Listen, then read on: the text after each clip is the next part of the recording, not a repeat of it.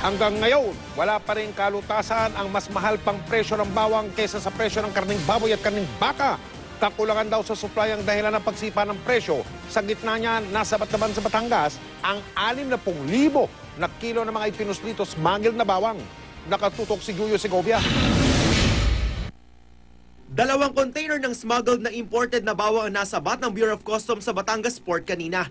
Nasa 60,000 kilo raw ang laman nito at nagkakahalaga ng mahigit 21 milyong piso. Nitong June 1 lang daw ito dumating mula sa Hong Kong. Isa raw sa dahilan ng pagsipa ng presyo ng bawang ay ang walang sistemang importasyon at ang mapagsamantalang mangangalakal. Tila pinapalabas daw na may kakulangan sa supply ng bawang, kaya sumipa ang presyo nito sa halos 300 pesos kada kilo.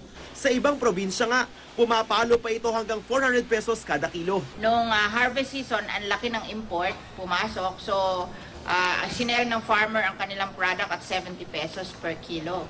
And then ngayon, magtatanim sila na wala yung harvest, nag-280 per kilo. So, ibig sabihin, dinamp yung price ng harvest season, tapos ngayon na wala na yung harvest, itinaas nila. Sa mga palengke tulad dito sa Kamuning Market sa Quezon City, ramdam ang epekto ng mataas na presyo.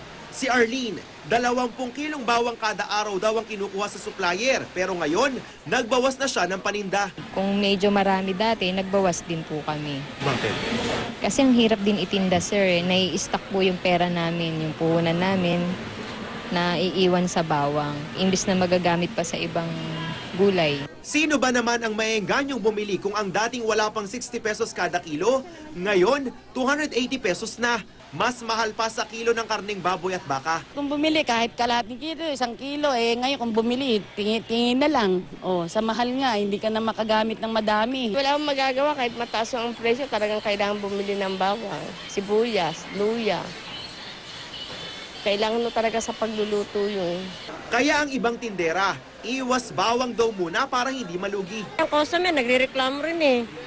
Isang pirasong maliit lang, 15 pesos na. Kaya medyo laylo kami sa pagtitinda ng bawang sa ngayon.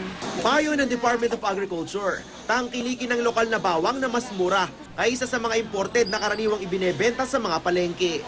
Julio Segovia, Nakatutok, 24 Oras.